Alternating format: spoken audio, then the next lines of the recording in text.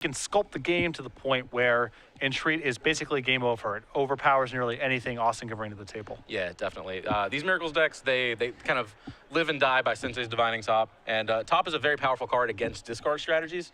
Basically, it allows you to kind of tuck away whatever your whatever effects you're going to lean on. You can tuck it away in the face of Hymns, Liliana's, various other discard spells. So, yeah, Joe is going to be looking to set up that Entreat the Angels on top of his deck, while playing around Thought Seizes and Hymns and things like that. Absolutely. So Joe Lossett, you see him on the right, was able to 7-0 and then double draw, second overall seed.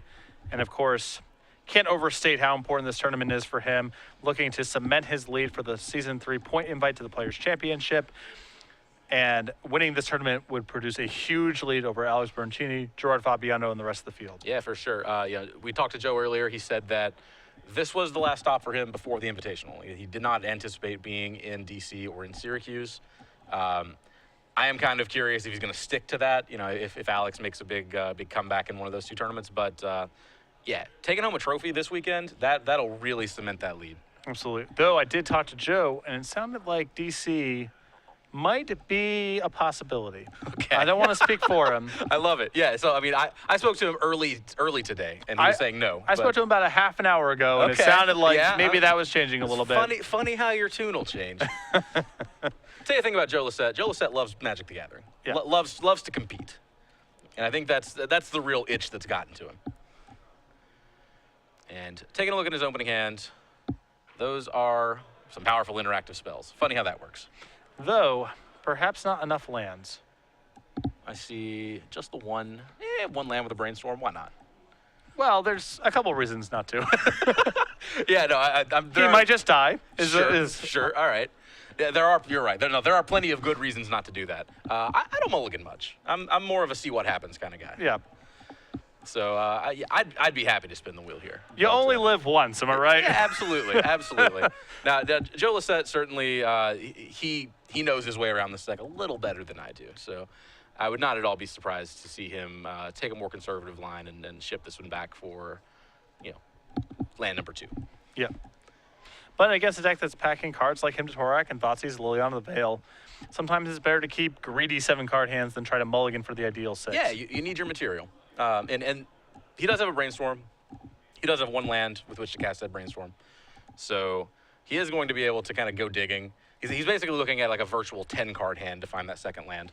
But says that's not enough. Looks like he's going back to the well. Because the question is that hand even good enough? And a couple of copies of Counterbalance against a deck that's packing Abrupt Decay, the one counterspell in that hand, your susceptibility to Wasteland potentially, even if you find your second land, maybe it just is a Tundra that gets blown up. Sure. I think that's enough reasons there to send back that hand. Yeah, and I don't think that is a spot where you can afford to fetch Island specifically. So, yeah, you're right. I think the susceptibility to Wasteland is probably the kind of the straw that breaks it there. So Joe's list, blue-white, although touching red a tad for a couple main deck red blast. One red Elemental Blast, one Pyroblast. Yeah, and he did have one of those blasts in his hand. That was kind of like one of the reasons that I was leaning towards keeping that 7. It does give you some insulation against turn 1 Delver of Secrets. Yeah. Although then you had to fetch a Volcanic, and then Wasteland becomes an issue. Sure, yeah. Certainly a lot of risks you have to take there. And Joe takes a peek. That 6 is good, and we're off. Turn 1 Sensei's Divining Top. That's step 1. Again, the most important card in the deck, and I think Austin correctly using a Force of Will here. Do not allow Joe to get this Divining Top in play. Yeah, I think it is always worth a Force, and probably worth a Force back. So Joe immediately down to 2 cards in hand. That was quick. But he does have his critical piece in play. Correct, and that is the most important part. And looks like the most important one drop from Austin as well, I think. Turn 1 Deathrite Shaman off of that Tropical Island. And Joe's going to get to work, spinning that top. And it looks as though Joe has found a Flooded Strand here. There's a source of Plowshares. There's another land in that top 3. So getting some positive momentum going in spite of his mulligan and then having to force a will on the first turn of the game. Yeah, actually exactly what he wants there, I think. So Wasteland going to take away that Tundra.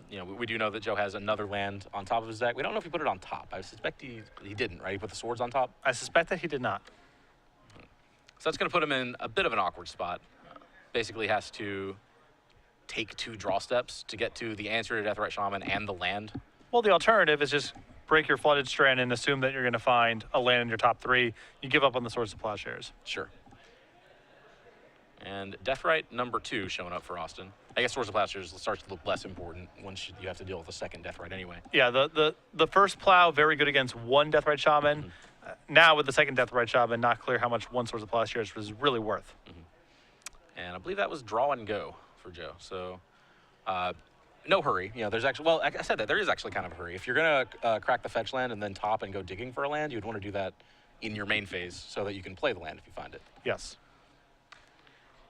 And Liliana going to come down. We know Joe has another copy of Force Will in his hand that is going to be used. It's a tough spot for Joe there, but if he allows that Liliana to resolve, he's going to lose his whole hand anyway. True. So he has to fight that fight. Now down to 1 card and a Flooded Strand and a Divining Top. Yeah, absolutely. Yeah, you are definitely going to, you're not going to get to use those cards if Liliana sticks. So just rather not have the Liliana in play. Does find the mountain that he knew was there. And I believe we know the last card in his hand is Swords to Plowshares.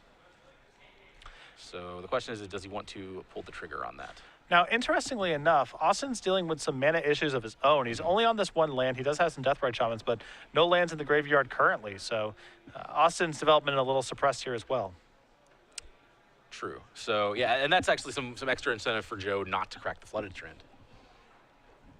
Although he could do that and then Swords 1. Austin gets an opportunity to activate the other for mana, but you're still limiting him to just 1 mana unless you find a land off this ponder. And Joe there, seeing no lands there in the top 3, I think, just wants to shuffle away anyway. Yeah. So this might be an opportunity for him to use the Swords of Plowshares. Sure. And so cracks Flooded Strand, fetches up basic plains. There's a mana base for you. Basic mountain, basic plains. Beautiful. Now this may be a spot where Joe says, I don't really care too much about these death rights for all the reasons I just listed. No lands in the graveyard, no black mana to start activating and removing spells. Joe might be happy to save this copy of Source of Plowshares for something like Tarmogoyf for Tombstalker. Yeah, that's reasonable. And then just use the mana that he has untapped to give the top another spin at Austin's end step. That actually makes a lot more sense, I think. You would rather sweep away both of these Deathrite Shamans with a Terminus, assuming you get around to finding one. But yeah, the list of things that Joe needs to find here are actually pretty steep. You know, like he definitely cannot last too long without a source of blue mana. Yeah, the list is creature removal, blue mana, something powerful to do. That's a lot. Yes, and you are working with just a draw step to find those. Now, we're filtering pretty aggressively with that top, but yeah, and there he is going to give the top a spin. And we found the blue mana, I think. That was a Tundra, it looked like. Yes. So step 1. Yep. Now, those other 2 cards, not so exciting. Spell Pierce, Counterspell. Actually, Spell Pierce is not bad here. No, Austin's mana is still fairly pinned.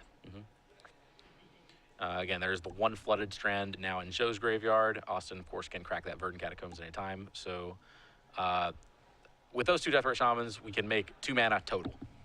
Although that will change as the game progresses. So pulling the trigger on one of them and trying to decide, I think, between, well, going for Liliana, I believe. Yep. So cracking the Verdant Catacombs, going to fetch out black mana, and I think that once you see a black dual land in play, that suddenly these Deathrite Shamans become a much bigger problem. Absolutely. Though, again, it's the second one's still not really impacting things for the time being. True. The first one's doing all the work that the second one does. So Austin, again, I'm assuming going for Liliana. He hasn't cast it yet. There it is, Liliana of the Veil. And we know Joe has a Spell Pierce on top of his deck. So could activate the top, pull up a Spell Pierce and use it here. And I would imagine that he cannot Spell Pierce this fast enough.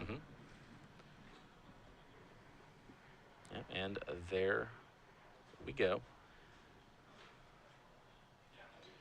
Sensei is divining top on top. Spell Pierce Liliana. And looks like Austin has no recourse there. Abrupt Decay, Brainstorm, Tombstalker, the cards in Austin's hand. And Joe's still holding on to the Swords of Plowshare. So if Austin's trying to build towards this Tombstalker, Joe's got an answer to that at the ready too. Yeah, and I think for the reasons that you have described, you're right. These 2 Deathrite Shamans are not relevant Swords of Plowshares targets. Any one of them individually, I think, would be. So the option that Austin has here now is he can, and I think he may be doing this, is removing this land to brainstorm, Okay. searching for a way to play over the top of the spell pierce. Okay. Though- Basically just looking for, well, Daze won't do it, so it just needs force blue card. Yeah, I mean, he has only Tombstalker, Abrupt Decay, so this feels like a fairly greedy brainstorm to me. Now, he may want to just kind of cast this anyway. If mana's an issue, he's trying to get stuff in his graveyard for his Yeah. Deathrite Shamans and his Tombstalkers, but I think finding a Force of Will in this spot is pretty unlikely. It is, but yeah, I think you're right. This is a spot where Austin just wants to gas up. There's no sense in sitting around with a brainstorm in your hand when your opponent is stuck with no cards in hand, or at least we know he has one. But I think it's safe to say Joe is in a tough spot with his back more or less against the wall. So this is kind of a spot where Austin wants to like press down on the pedal a little. Yeah. So there is there is an argument for holding the brainstorm. Kind of the classic brainstorm discussion. AJ Soccer kind of famously wrote the brainstorm article where he argues never ever cast a brainstorm until you have a fetch land and 2 cards you don't want in your hand. That's maybe a little, I'm oversimplifying his argument even, but you see a lot of times players want to get the most value out of their brainstorm when they are not in an even position or even in a good position. I think a lot of times you just need to cast brainstorm and hope that there are powerful spells that you can find. I am much more in AJ's camp on brainstorm than most. I grip that thing until the bitter end, but I can appreciate the need to be more aggressive with it sometimes. Yeah. The first time you die with a brainstorm in your hand. That's pretty rough. Yeah. And it's also hard to do because if things get bad, you cast it. But occasionally you'll find yourself bottlenecked on mana or bottlenecked on blue mana in particular. And that's usually the times when you most need to cast the brainstorm to get yourself out of that situation. Yeah, there's a variety of factors, but I think relative to the average person that I am viewing on camera playing, most weeks I would hold onto my brainstorms more often than people seem to at large that I watch. That's fair. And sure enough, Austin did actually find the 3rd land that he needed, notably the 2nd black source. So those 2 Deathrite Shamans are going to start to do some serious work. Yeah, it's a real clock. And the graveyards are pretty flush right now. I mean, you see 2 Force of Wills and a Spell Pierce in Joe's graveyard. You see a Force of Will, a Brainstorm, a Ponder in Austin's. There's a lot of damage to be dealt. Yep. And significantly, Joe's out to the, clean out to these 2 Deathrite Shamans is to rip a Terminus. Austin's sitting with a Stifle in his hand. Yeah. Now, another thing that is noteworthy, I watched Austin play against Miracles the previous round, and he showed a ton of respect for Terminus. You see the Tombstalker in his hand right now. I don't think that's getting deployed this game as long as these Deathrite Shamans are threatening Joe. Okay. That makes a lot of sense, excluding the Stifle. I think once you have Stifle backup, I might be more willing to pull the trigger early. Sure. But it looks like Joe actually is, I think that 2nd black source is kind of the tipping point. It's like, well, I need to kind of stem the bleeding here. So Deathrite 1 of 2 goes farming. And it looks like Underground Sea the draw for Austin, and yeah, we see him counting up his graveyard. I think he is looking to pull the trigger on that Tombstalker. That seems like a really nice spot. I mean, he can basically pay 3 mana for the Tombstalker, leave up an Underground Sea, and then be able to stifle a Terminus. And if that doesn't happen, then he can activate the Deathrite Shaman. Yep. And with Daze back up as well, if that could, I can't imagine that mattering, but it's possible that, Joe has to use various effects in order to set up the Terminus in the first place. That could leave him tapped low. Now, Counterspell is going to solve that problem. So, all right, so no Tombstalker for Austin, and loses some of his Deathrite fuel in the process, although Joe's graveyard stocked for several turns worth of Deathrite activations. Joe goes for Sensei's Divining Top. Austin says, okay. It's crazy the amount of lifting that this Sensei's Divining Top is doing for Joe. Yeah. And that's how it always plays out, too. Any matchup of Liliana versus Sensei's Divining Top, or, just discard decks in general, it just seems like the Miracles player plays with no hand, but like a virtual 3-card hand on top of their library at all times. Now, to Austin's credit, he did try to force a will it. I mean, it didn't go into play uncontested. Yeah, of course. Yeah, it's not a card you want to resolve. It's really night and day, like how differently these Miracles decks play out when they have Sensei's Divining Top on turn 1 versus when they don't. Yep. And Joe, given the top a spin, sees a counterbalance. I think that's the kind of the question he's trying to ask himself: is this worth it? Does it even do anything in this board? He did leave it on top, I believe, but. So the Goyf's entering play now. Looks like a 2/3, just instants and creatures, most of the graveyard wiped by the Tombstalker a couple turns ago. Finds a Terminus. Again, Austin does have Stifle. So Austin going to activate Deathrite in response, and we'll see if he. Wow. Okay. So lets the Terminus resolve. That is a Stifle, right? Yes. Okay. So possibly just unaware of that interaction. Possibly. It is not intuitive the way that the Miracle mechanic works, really. But basically, what happens there is when the Terminus is revealed, there is a trigger that allows the Miracle spell to be cast for its Miracle cost. Mm-hmm. So Austin had the opportunity to stifle that trigger and leave Joe with a Terminus in his hand. Yeah. Now, Joe may be able to reset it down the line with Brainstorms or something like that. Yeah, sure. I mean, that's fair. I mean, maybe Austin's taking like the super long view there. But yeah, that felt like a fight worth fighting. Mm-hmm. Yeah, I mean, you can reset it with Brainstorm. Honestly, if you draw 2 more lands, you can just cast it. Yeah. I mean, there's a daze there, so that's not reliable either. But and did Austin find any further action? Yes, he did. There's a Tarmogoyf. And Joe completely out of gas. Spins the top. As I said, out of gas relative when there's a top in play. Yeah. Out of gas / perpetually has infinite gas. Yes. Yeah, although we have 2 relative blanks on top there in the form of Counterbalance and Spell Pierce. I think takes another peek. That looked like a Terminus in the back there. Whatever it was, he left it on top, so. Simply plays the Caracas from his hand.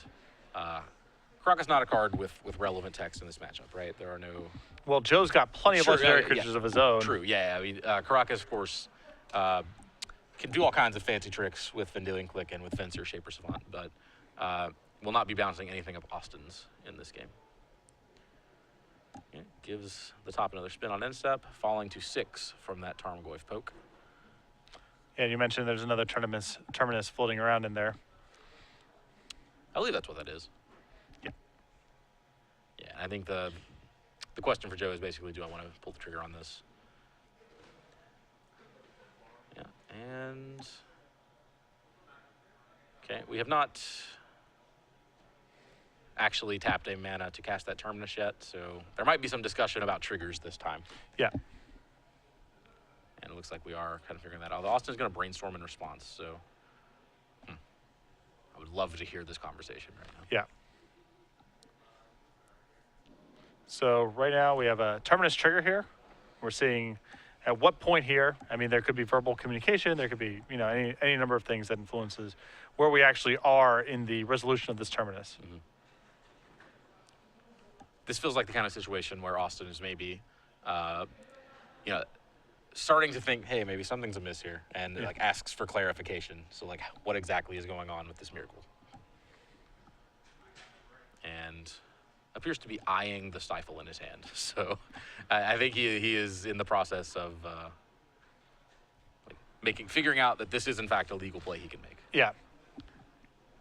And Joe is going to not offer any assistance, I would imagine. Yeah, explaining that's this interaction. Such a fine line for Joe. I mean, Joe certainly is, not going to misrepresent anything, but yeah. Joe is going to basically explain exactly what his cards do. Right. It's one of those things where, you know, it's, can you find the way to communicate to the judge what you want to ask? Because it's a tricky situation. Sure. It's a tricky situation there because, you know, I don't know if you can really ask the judge, can I stifle the terminus? It's That's true, because you can. You can stifle the terminus trigger. how do I make this work? Yes. I'm asking the question, how do I make this work? A judge really isn't going to give you any assistance there. But if you say, is there a part of terminus being miracle that is a trigger, the judge can clarify it there. True. So you have to know the magic words. Yes. Which is not ideal, but also you don't want judges playing matches for people. So Yeah. you can't have the question be, can I stifle this terminus? Right, and we are back in the booth because actually Austin took the moment to actually step away from the table to ask the judge a question, Yeah. which is something that a lot of players, like especially more casual players, don't realize you can do, actually. If you ever have a judge question that the act of asking the question would give away the contents of your hand, you are allowed to call the judge and ask them a question away from the table. Happens all the time when I'm asking for the Oracle text on cards. Yes. In this particular case, Austin couldn't ask the question without revealing that he had terminus in his hand, or sorry, revealing that he had a stifle in his hand. And it looks like he is in fact, well. Yeah, Joe's topping in response here to the stifle. All right, okay, so sure. So he does in fact stifle the terminus trigger, which, as I mentioned, does not counter the terminus. Terminus goes back to Joe's hand. Stays in his hand. Yeah. And Joe, with no play, just passes the turn. So Austin quickly untaps, cracks in with that Tarmogoyf. And Tarmogoyf, certainly not lethal, but not a hit you want to take at this stage. Okay, so Joe is, before blocker, is going to cast Vendilion Click. Presumably the plan here is to block and then bounce with Caracas. Yep. This is the Joe Lossett hard lock part 6 of 14 or whatever exists in this deck. The Joe Lossett force field. Not even a force field, because you don't even take one, right? Yeah.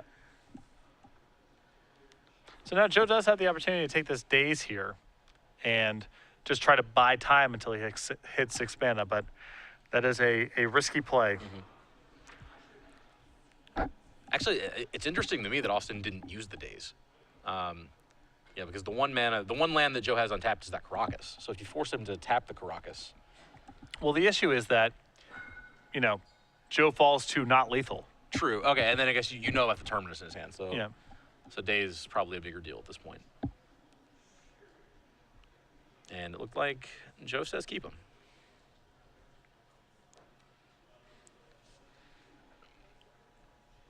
So again, no damage from that Tarmogoyf. Vendilion Click jumps in front, does its blocking, retreats thanks to Caracas. And I like Austin adding another threat to the table here because Vendilion Click plus the Caracas means that, well, can't really attack as things stand. Right. It's a little rough to add more to the board in the face of the terminus, but Yeah, well, and you know you're not going to get terminus the very next turn because you know the top card is Sensei's Divining Top. yeah. So Joe may find a land with the top, but he's not going to have the mana to hardcast terminus there anyway. Particularly, he wouldn't do that having left you with the daze. So potentially a big draw here for Austin with Abrupt Decay. Insectile Aberration comes out to play. So now there are 2 creatures representing a 2-turn clock. They do combine to actually represent a lethal attack. We know Joe has the Vendilion Click. But actually, Abrupt Decay puts the brakes on that. Yep, he can click before blocks, or Abrupt Decay this before blocks. And Austin is going to go for the daze. Floating one suspects a green mana off of that tropical island. And yeah, Joe pays. That's his last mana. And one expects an Abrupt Decay to close out the game here. Boom. No blockers, no mana untapped, lethal damage coming. Joe Lossett falls. Austin Williams takes game. Joe, as typically does, fought like hell. He really did. I mean, there's nothing else you can really say about that game there, but just was a little strained on resources, and we're going to be going to a second game momentarily with Austin Williams up a game. Coming back to the booth here momentarily. Welcome back. Patrick Sullivan, Andrew Stroud, Star City Games Legacy Open here in Dallas. It is trivia time for For those of you unfamiliar with the rules, I'm going to ask you a question. You will tweet your answer at SCG Live, hashtag SCG Premium. Of the correct responses, one will be selected at random for 3 months of Star City Games premium content. It's about accuracy, not speed, so don't worry about submitting first. Just submit it accurately, and please note that this contest is run at the sole discretion of StarCityGames.com, and that Twitch TV is in no way affiliated with giveaways on its stream. The question I have for all of you at home is, Joe Lossett, for playing a blue-white Miracles deck, actually has kind of a creature element to the deck. There are 3 different creatures in his main deck. 2 of them are legendary. Can you name the non-legendary creature featured in Joe Lossett's Miracles deck? Again, tweet your answer, SCG Live, hashtag SCG Premium. Moving on to the sideboard. Joe's in front of me at Graphicer's Cage, Pithy Needle, and is it Zadcaster to Rest in Peace to Fluster Storms, Misdirection, Pyroblast, Elemental Blast, Wear Tear, Venser Saber Savant, Council's Judgment, Entreat the Angels, Supreme Verdict. So many one-ofs. Perfect. Right? Perfect. So the cards that really stand out to me in this matchup, 2 copies of Rest in Peace. Austin's deck relies heavily on the graveyard. Deathrite Shaman, Tarmogoyf, Tombstalker. Seems like a great addition here. The copy of Misdirection seems excellent against a deck with Abrupt Decay. For sure. And Hymn to Torak. I like also the cards that kind of normalize, are just normal nuts and bolts magic cards. Things like Venser Shaper Savant, Council's Judgment, Supreme Verdict, Entreat the Angels. Things that are just good in a creature and removal fight, I think are going to do a lot of work for Joe here. Yeah, a lot of these cards, you call them nuts and bolts magic cards. Those cards often don't feel like sideboard cards. In a deck like this, where you are kind of hyper manipulative of the top of your library, like if you can board in 1 card and it like drastically alters your percentages, because you are much more likely to find it when you're topping away and brainstorming than you would be just drawing a card every turn. And you can see that kind of scattered all through Joe's deck list. I mean, there's a lot of one-ofs, there's a lot of situational cards. Legacy is a diverse format. You got to have a lot of answers to a lot of different stuff. And in the post-board games, you're often just trying to cut out the worst 5 or 6 cards and bring in the better 5 or 6 cards. And so versatility is at a premium in your sideboard because you want things that can come in a variety of matchups. Yeah, and so even though these cards, like you said, don't look like sideboard cards, like when you bring in a Venser, for example, Right. it doesn't really make a lot of sense given the needs he has for a million different matchups. It makes sense to see these kind of cards in the sideboard. Yeah. Over on Austin's side, it's actually kind of the same process at work. Cards like the 4th Force of Will in the board, 2 Spell Pierce, 2 Vendilion Click, 1 Hymn to Torak. Those are all cards, well, sorry, other than Force. Those are cards I expect to come in, actually. And again, they don't feel like sideboard cards. They're more just like generally cards that are good. They're good magic cards. Yeah, cards that are good against opponents with cards in hand, cast spells.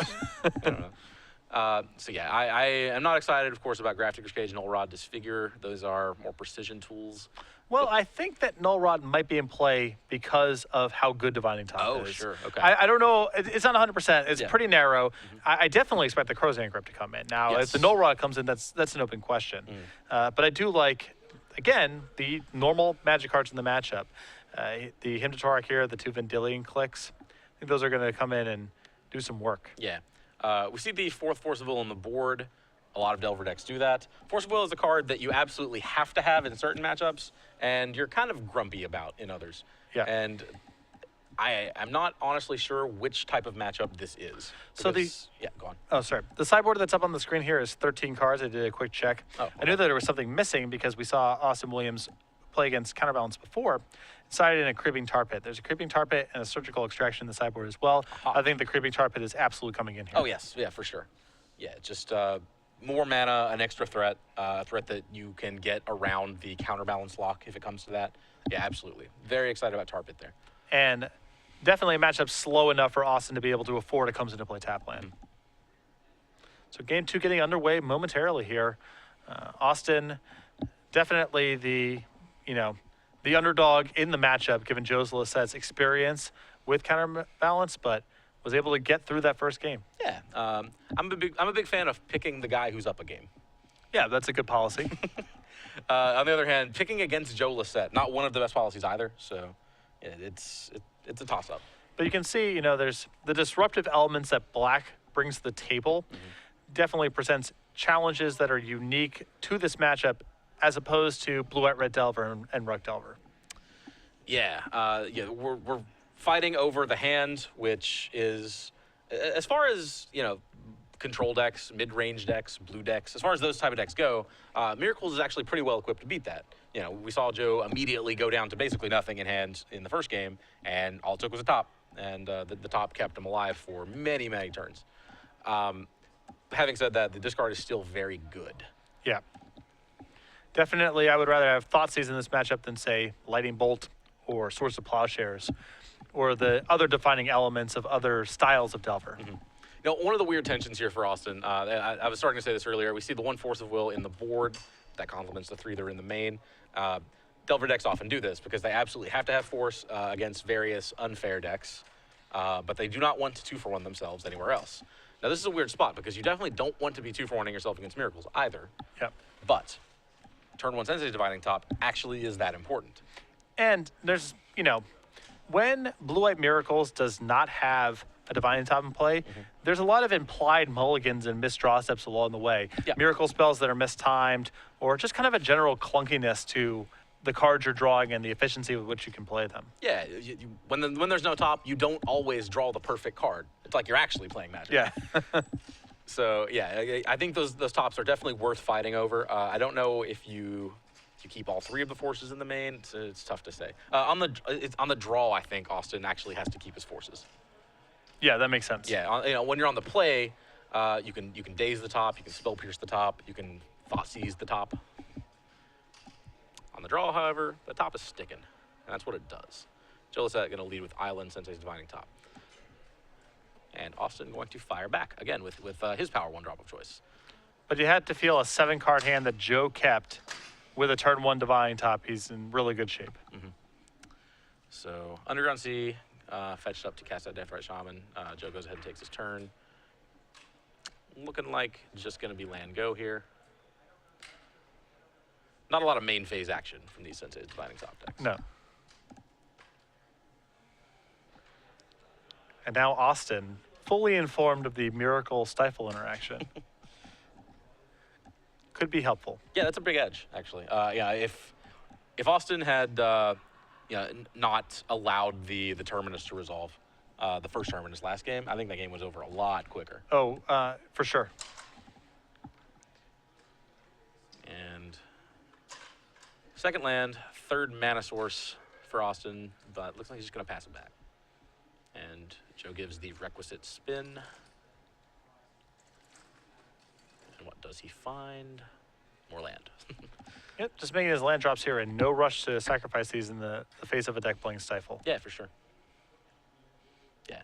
And Stifle's the least of your worries here. Miracles is a deck that wants to cling to its uncracked fetches for dear life.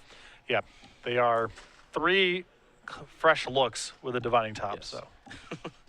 Every Scalding Tarn in play, basically ancestral. Might be a mild exaggeration. Well, sometimes it's not. Sometimes it's really close to that. Yeah. Delver of Secret's going to come down for Austin. Austin hoping to get a little bit of beatdown going. And Joe contemplating a response. Going to cast Brainstorm in response to that Delver. I think he does have a Terminus in his hand, so I think there's a possibility that Joe is going to hope to set the Terminus back on top and then cast it in his next draw step. That seems like a pretty reasonable plan. And it looks like there is some discussion here about the timing of this Brainstorm.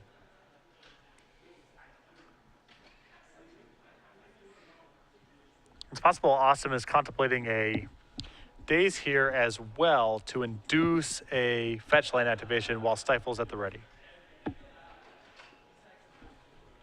So a lot of potential play here in the face of this Brainstorm. Yeah, there is actually a lot going on here. I like this play from Austin, actually, if he's going to pull the trigger on both Wasteland and Daze. Yeah. I mean, he wants to get the Stifle while the getting's good. It also really takes down a lot of the power of this Brainstorm because Joe will sacrifice the fetch land. That gets stifled. Then if he wants that Brainstorm to resolve, he sacrifices other fetch land. Now he doesn't have a shuffle effect, and he's just, again, playing normal Magic. And it looks like Joe just sends that Brainstorm to the graveyard. Something he decides it is not worth the fight. chooses not to pay for days and just we'll pick another fight another day. Update from another side of the bracket. Noah Cohen playing Bug, 2-0 over Edward Bonar playing Storm. Okay. Not surprising. Yeah, that matchup definitely a nightmare for the Storm player. Joe Lossett lets one Brainstorm fall to days uncontested, untaps, immediately plays another. This one's fine. I do like that Days from Austin. Yeah, I agree. Yeah, Days is a card you really can't afford to sit around with. Yeah. Generally, you've got to just Daze in the first available spot. Maybe not the first, but yeah. When you find a spot, you definitely want to strongly consider using the Daze while it's still a relevant Magic card. And Joe was able to sniff out the trap. Now, to be fair, he's still sort of caught in it. Well, if Austin goes ahead and activates this Deathrite Shaman at the end of the turn, then Joe can get rid of all of his fetch lands if he wants to. That is true. Although if he does that, he loses what he has put on top, and I kind of suspect that one of the cards he put on top of that Brainstorm is a Terminus that he would like to keep. Another update, Shane Ramel playing Counterbalance, 2-0 over Paul Hargrove playing Dredge. So we have another one of these matchups waiting for us in the other side of the bracket in the semifinals. I'm okay with that. Actually, I of all the Miracles versus Brainstorm deck matchups, I think I like Bug versus Miracles the most. Sure. There's the most play to it of any.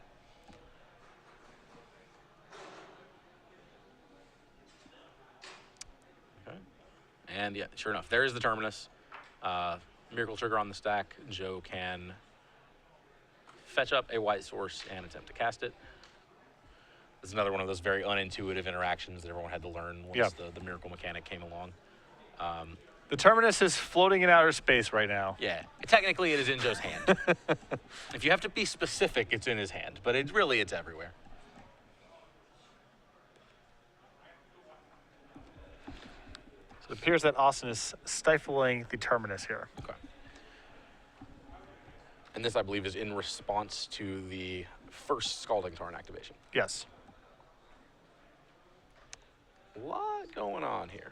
Now, Joe does have a red elemental blast in his hand, so he could have fought over that. At least I think he did. All right, there it is, yes. Okay.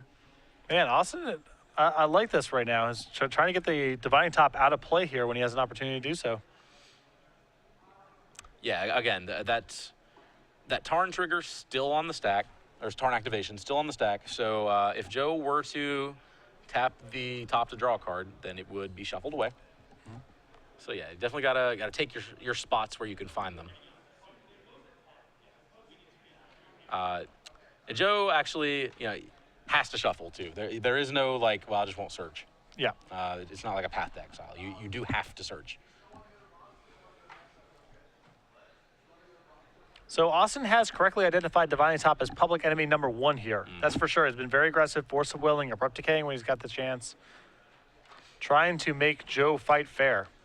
It's an innocuous little thing, but yeah. Definitely it's the glue that holds this deck together.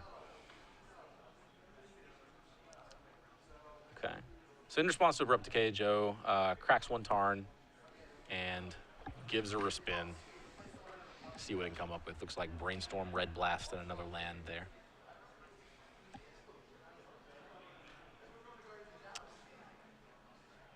So he of course, he's not just going to let the top die. He is going to activate it and draw a card. So it's just a matter of finding a card you actually want.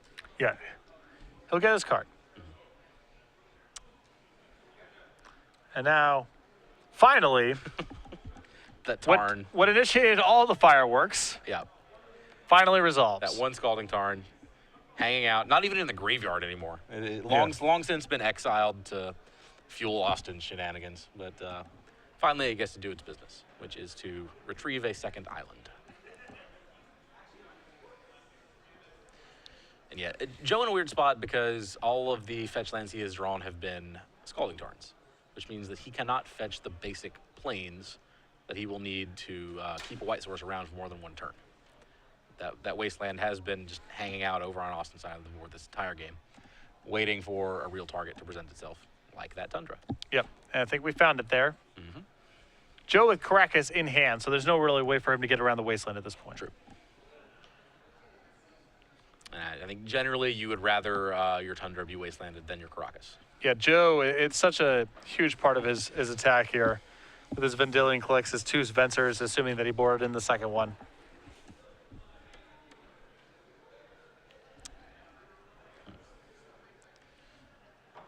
Now, of course, all right, there we go. Land drop for the turn. Joe's actually 1 land away from casting Terminus, but probably doesn't even need to do that anymore because there is a Supreme Verdict. Yep. And a real backbreaker on the board here. A one of, right? Yeah, 1 copy. But as you mentioned, Divine Top, you just look at so many cards. Yeah, I mean, we had 3 fetch lands, and with top activations, basically looked at 9 cards that turn. Yeah. To be fair, I think he already had the Supreme Verdict, but if he didn't, certainly a good chance of finding it. And Austin, back to square one. Just 2 lands in hand, gonna cast a Ponder, look for a little bit of action. I don't know if that counts as action or not. Finds a wasteland, snipes away the other of Joe's white sources. We know he does have a Caracas still in hand, which he plays. And a 3rd wasteland in hand for Austin. So. Yeah, this is pretty brutal. I mean, Joe's going to get cut off a white here. Mm-hmm.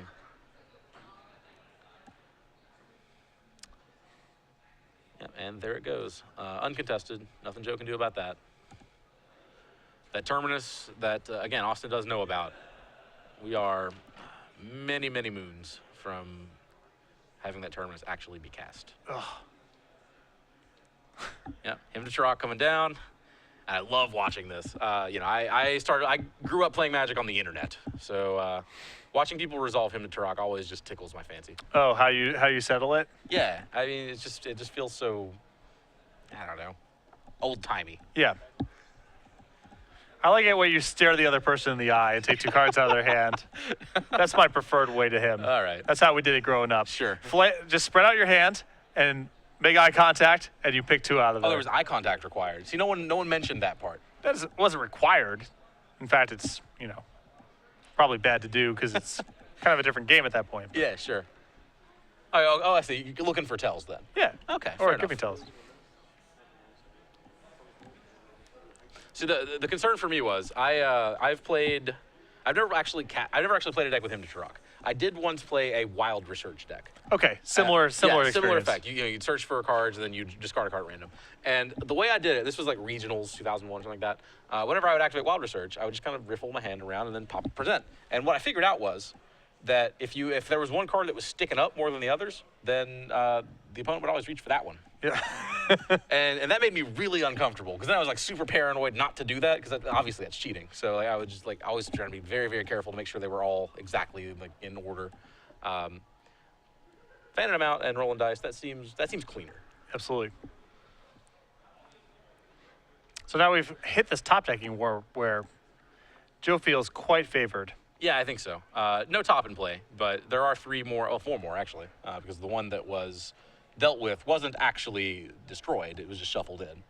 So 4 live draws at any point for Joe to find a top, and once the top goes to work, Joe is mono gas for the rest of the game. Notably, he did find a Mystic Gate as well. So that is white sources 1 and 2. Not that will help him cast that Terminus because it was sniped away with him to Turok. Joe taking a peek, fanning out Austin's ample graveyard over there. Just trying to get a better idea of what's going on in Austin's library. You know, like this is something that you often see like better players do. Like as a game, when a game's kind of the dust is settled and we're kind of at parity, and there's a hefty stack of a graveyard over there. Just kind of pick it up, take a peek, see what's going on. Yeah. Really an issue of counting so much as trying to get a sense of what's going on. Yeah, it's like sometimes you'll notice something like all of the opponent's dissolves are in their graveyard, so you don't have to worry about that card or something like that. Or even if you just notice that most of them are there, it becomes less likely that you have to worry about it. In this case, dissolve probably not a card you need to worry about. Tarmogoyf, on the other hand, likely a card you need to worry about. Yep, something proactive here. Joe, again, with his deck's never going to really run out of stuff to do necessarily, or it takes a while to get to that spot. But he's now in the spot where he has to, find answers to this Tarmogoyf. Doesn't have all day long. And it looks like going to go for Snapcaster Mage. Does he have a Source of Plowshares in there? I think he does. I believe he discarded one to the Hymn to Truck. So, yeah, and there it is. And I think this is going to potentially be a stifle here from Austin to fight over the Snapcaster trigger. And there it is. Joe left with, I believe, a pair of Brainstorms in hand. I believe Brainstorm, Misdirection in the hand now for Joe. Okay. Misdirection, all kinds of fun in this matchup, into Torak and especially Abrupt Decay. Ooh. I would like to see that play out. Oh, yeah. Also, I would love to see Austin rip Abrupt Decay here, try to Abrupt Decay Snapcaster Mage, and then have it sent back for the, I guess 2 for 2. I guess it's just a trade.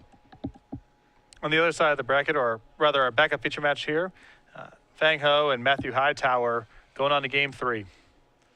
And that's a matchup that we predicted was going to be a slog. Yeah. Much like this one, actually. This one has definitely turned out to be a grind, and it's certainly not over yet. The games that Austin are going to win here are going to be over relatively quickly. Yeah. But the games that Joe are going to win are going to be grinds. Well, and by relatively quickly, you mean, still many, many turns. Sure. Game 1 was no short fest. No. Okay. So, Tarmogoyf sticks. Jill Lossett untaps, fires off a Brainstorm, finds a Council's Judgment.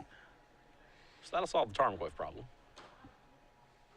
Finds also a Wear and Tear. What does Wear and Tear do here? Austin has does he have any targets for Wear and Tear? And none in the main deck, it doesn't look like. Well, the Null Rod potentially. Okay. Sure. And of course, in the elimination round, the players do get a chance to see each other's deck list before they sideboard. Yeah. So, Joe Lossett, possibly predicting Null Rod. That's actually it. Null Rod and Graph Digger's Cage, the only targets for Wear or Tear in Austin's entire 75. Null Rod's a big one, though. Yeah. And of course, Wear and Tear kind of has a special distinction of being both a 1 casting cost spell and a 2 casting cost spell when you float it with when you have a counterbalance in play. Yeah.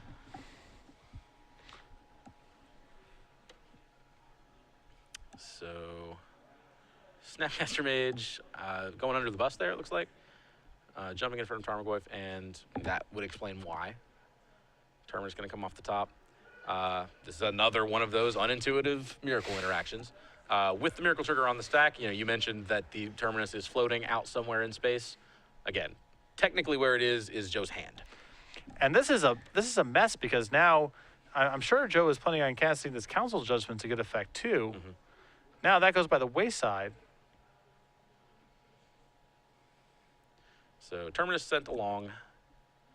There will be no Terminusing, at least in this draw step. I really like enjoying Joe do work with the Mystic Gate here. Cut off of white. Right. Has the 1 Mystic Gate.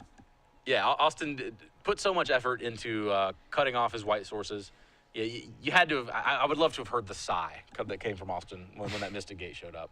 She's like, all right, well, I know he has these double white cards in hand, and he's down to 0, so it's at least 2 draw steps before he can cast any of them. Boom, Mystic Gate. Of course, Mystic Gate in the deck for a reason. This is a situation that comes up a lot because the Miracles decks, they have a lot of basics. Mm-hmm. Far more basics than your typical Legacy deck. And double blue and double white needs. Mm-hmm.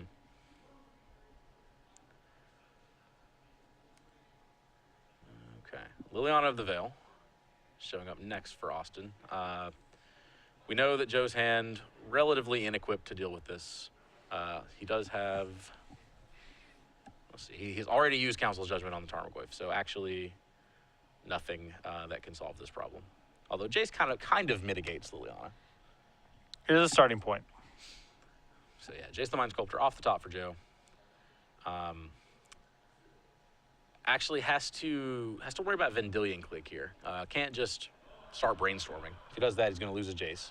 So options are Fate Seal and presumably then take the hit and have a Jace at 2 loyalty, or bounce the Vendilion Click. Neither of those actually are very exciting. Yeah, it looks like Joe's just trying to power through his deck a little bit here. Willing to give up on this Jace. His other alternative, as you mentioned, is Fate Sealing, which is just, I think Joe's identifying that this is going to be a game that's going to be more about raw card count than preserving this Jace for as long as possible. So just paying 4 mana for Brainstorm. Yeah.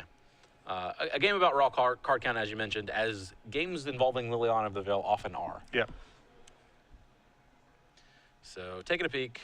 The question is, once he puts 2 back, is he stuck with those 2 over the next couple of turns? It appears that Joe's without a shuffler. I mean, he's got a pretty loaded hand here. He's got a Venser. He's got a Misdirection. Looks like Swords of Plowshares and Treat the Angels. It's a real hand. And Treat the Angels is a pretty big deal. Yeah. That's a card you can safely tuck away and have it show up and cause some serious trouble. In fact, if he puts it back on top this turn and then it comes off the top, it solves your Vendilion Click problem pretty reasonably. I mean, of course, Liliana of the Veil can deal with one of the 2 angels that would result. Another interaction that we saw here is, once you're in the spot where you have Liliana, they're going to be empty-handed. The person playing with Liliana will be. Yep. And so you don't have to worry about counterspells or days coming off the top. You can just jam it for the full amount. True. Looks like it was a Hymn to Rock off the top for Austin. Just like the immediate visceral reaction. Punch in the gut. 2 cards. Please. And Joe can't even misdirect it for effect. Nope. Yeah, he just says, I'm taking them all. It's going to plus Liliana. Gets a Swords of Plowshares, a Misdirection. Okay. Could have been a lot worse. And now Joe back to being very resource light. Yeah. So, resource light, but not so much because here comes Entreat right off the top. Pair of 4/4 angels. Of course, Liliana can down take to deal with 1, which I think Austin will be happy to do very quickly since there is no card in Joe's hand to get away. And the other card, the card that Joe tucked under that Entreat the Angels, is a Venser Shaper Savant. This is still getting maybe a little more challenging than Joe anticipated now with this Creeping Tar Pit off the top for Austin. Yeah, Creeping Tar Pit, that is a complication for sure. Now, the unfortunate thing for Joe here is that when he draws Venser, Austin, I think, is still going to be heavily incentivized to downtick Liliana again to get rid of the other angel. What you actually want to happen is for Austin to have no cards in hand, tick Liliana up, and then have you be able to use your last card in hand to be the Venser to play and bounce Liliana with Liliana's activation on the stack. Yeah, but it looks like Joe's going to give it a shot here. And Austin does not bite. Yeah, ticking down. There's an argument actually for flashing Inventor at that stage just to sacrifice it so you still have your angel. But, yeah, Joe going to hold on to that Venser.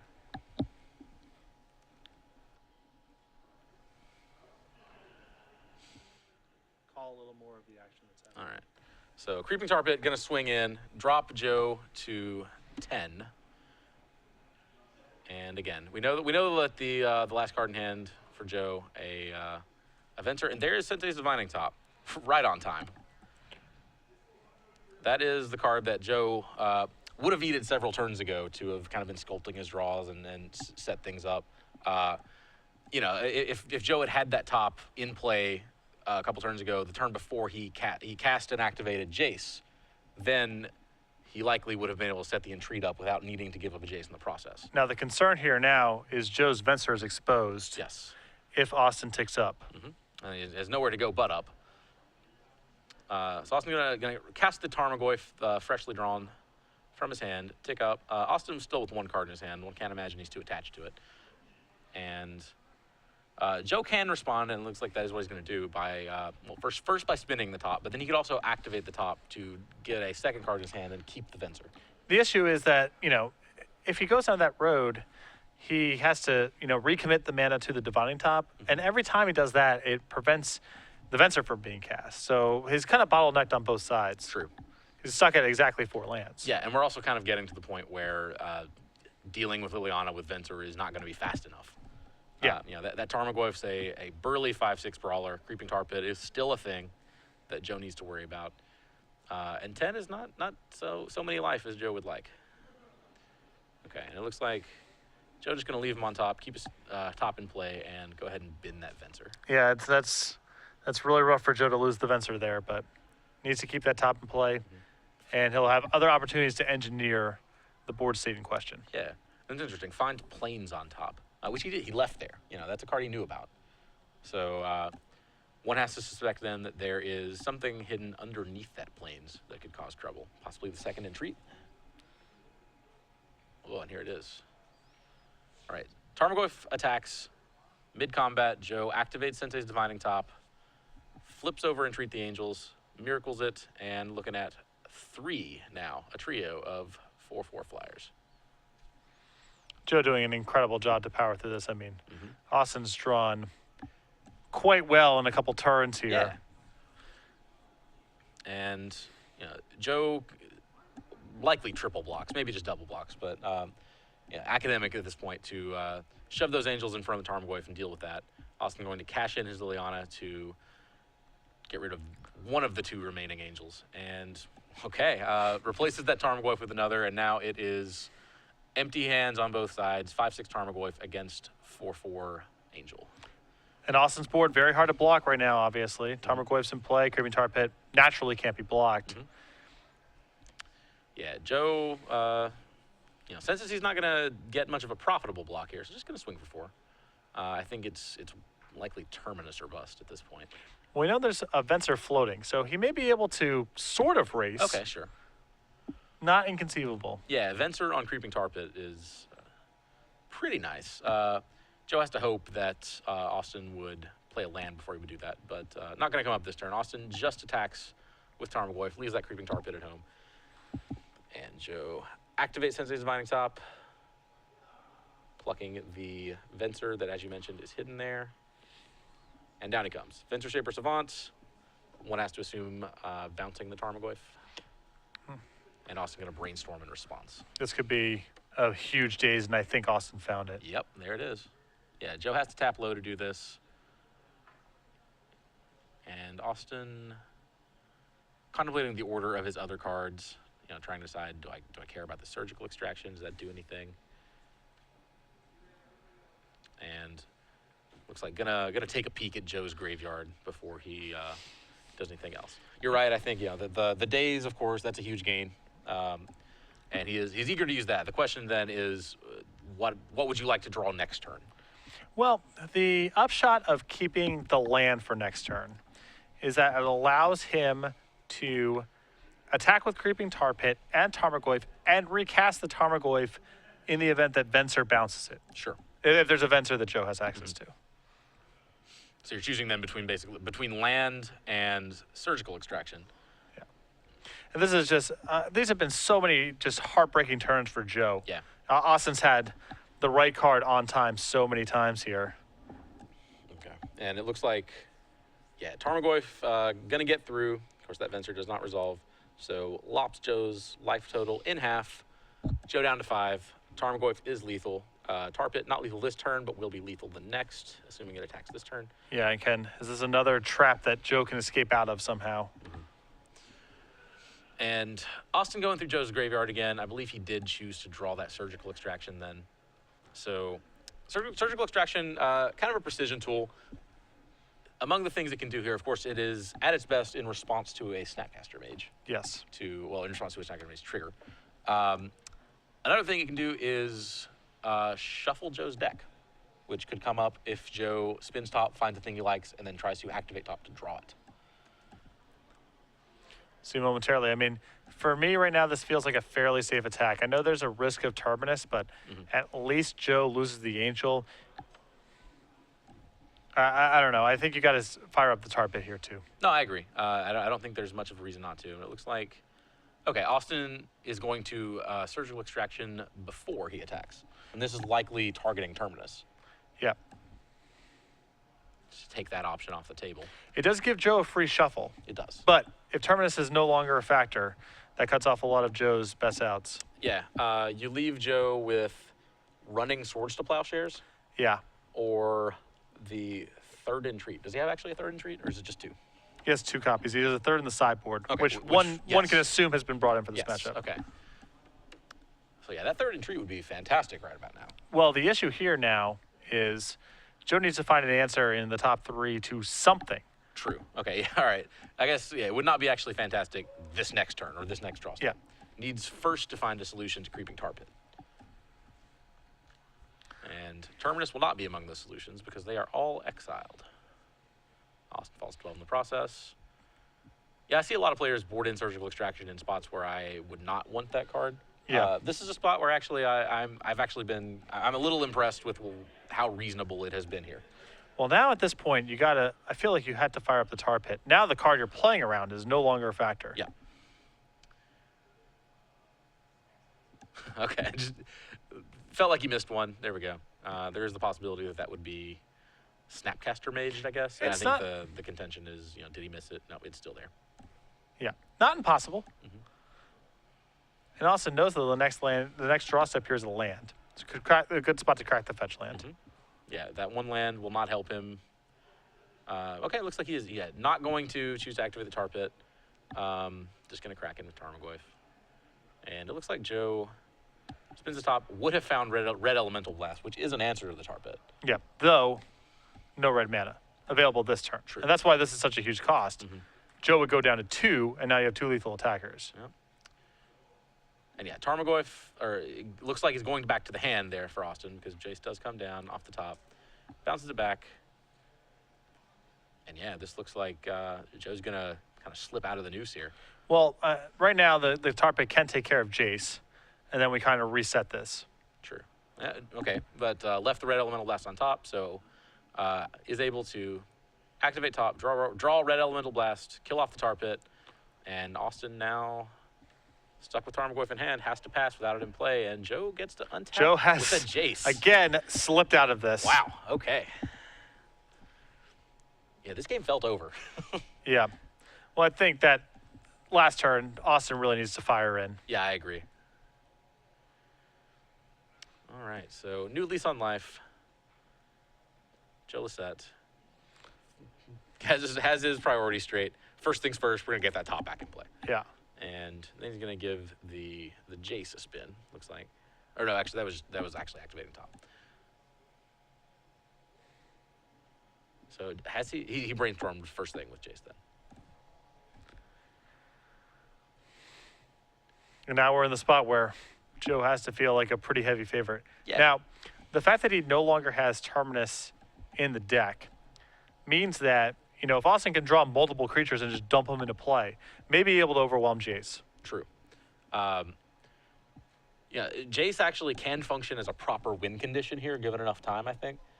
So Joe is going to be looking to basically answer Austin's draw steps one for one, including that Tarmogoyf that he knows is there.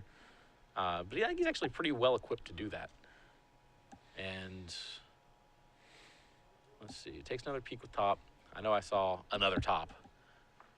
Sensei's Divining Top, oddly enough, looks a lot like Entreat the Angels. I got really excited there for a second. But just going to pass him back. And looks like him to rock the draw for Austin. Does have the land to be able to play him and Tarmogoyf this turn while still keeping that Verdant Catacomb uncracked. So Austin's going to lead with Tarmogoyf. Joe's going to spin the top in response. Oh, that is actually the Entreat the Angels. There is an Entreat floating on there, yep. Okay. So Joe's main concern then is not getting his Entreat dazed, stifled, something like that. Again, still, the problem is now with this Tarmogoyf, Joe is kind of compelled to unsummon or find a removal spell. Mm-hmm. So it still feels like the game's kind of getting to a spot where he is going to have to entreat sooner rather than later. Yeah. And yeah, you're right. He does unsummon rather than brainstorm, go digging for some extra cards. And looks like Austin finds a Ponder. So Austin's going to get a chance to do some digging of his own if he chooses to ponder up, again, a Daze, a Spell Pierce, a Stifle. Now, he doesn't know necessarily that those are the cards that he needs here, in that he doesn't know the Entreat is on top, although he does know that it's the scariest card and that Joe is going to be actively looking for it. So Austin does, in fact, go for that ponder. He's moving the Spell Pierce to the top, and it makes a lot of sense because he can cast the Tarmogoyf here. Joe has represented that he does not have creature removal, so the Jace gets out of the way. Yeah, And then you have to an opportunity to potentially pierce. Yeah, and you're in a tough spot if you're Joe. So he's going to activate the top on Austin's end step. And the question is, how much does he want to pay? Doesn't Entreat for 2 get the job done here? I mean, I suppose it does. Yeah, I think it Entreat does. for 2, unsummon. Yep. Ooh, that is one Oh, more boy. than... Uh-oh. Ouch. Austin Wow. staves off death. Ooh, okay. Yeah, Entreat for 2 feels great there. But Entreat for 3 feels better. But Entreat for 0 feels worse. So, yeah, Joe Lossett marches that third and final Entreat the Angels into Austin's Spell Pierce. And untaps in a bind here. Yeah, I mean, he has to protect this Jason. Joe may be running into the spot where he might be also running out of ways to literally win the game. Yeah, yeah, he has been through all of his entreats. He can snapcast an entreat. That is a Yes, that requires... that is a slog. It is, yeah. If that's what you got to do, that's what you got to do. Other than that, yeah, he can win with Vendilion Click or Venter. Speaking of slogs, that'll be a while too. But all the while, he is juggling this Tarmogoyf with no Terminuses left in his deck. Tarmogoyf is a lethal attacker. It's going to swing in. And we'll see what Joe has. This is going to be the old Vendilion Click Force Field, perhaps. I think so. Yeah, last card in hand. There it is. Vendilion Click. Going to come down. Take a peek at Austin's hand. Austin has Deathrite Shaman and him. I suspect that Shaman is going to be sent away.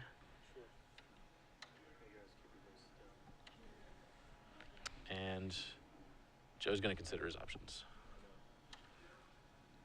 I can't imagine him as a card you actually care about at this stage. Well, if Joe's plan is to force field with the Vendilion Click plus Caracas, it is a consideration. Okay. That's fair. Yeah, him will kind of break up the Vendilion Click pattern at any point. Sort of. I mean, you can cast the Vendilion Click, let the him resolve, and then bounce it. But then you don't get to block Tarmogoyf for that one turn. That may be the only turn he needs. Right. And so again, the die is cast, and Joe just has to let it go here. He's going to get himmed, but he couldn't allow Austin to keep Deathrite Shaman in this spot. Sure. And yeah, him is going to resolve. There is that misdirection. So Joe could activate the top, draw misdirection, and then pitch Vendilion Click to the misdirection and send the him back. Yeah, whatever the last card is in Austin's hand. You're gonna lose cards anyway. I mean, you end up down a card by doing that because the top is on top of your deck instead of in play. And the other factor is the misdirection may have more value over the long term. Maybe you get an Abrupt Decay instead of a random card. Maybe. If you're going to get more value out of that misdirection, you need to do so real quick. So Joe with another brainstorm here. Finds a blast, another top, and that misdirection that we knew about. So, I mean, he has an answer to the Delver, but no help to the Tarmogoyf here. He's going to have to top again. Yeah. Now he can unsummon the Tarmogoyf this last turn. Although no, that was not a physical brainstorm. That was a Jace brainstorm. That was a Jace brainstorm. Okay. So Jace has done his trick for the turn, and that is going to leave Joe without an answer. It looks like. Well, Joe did spin and put something very quickly to the top of his deck. So. Sure.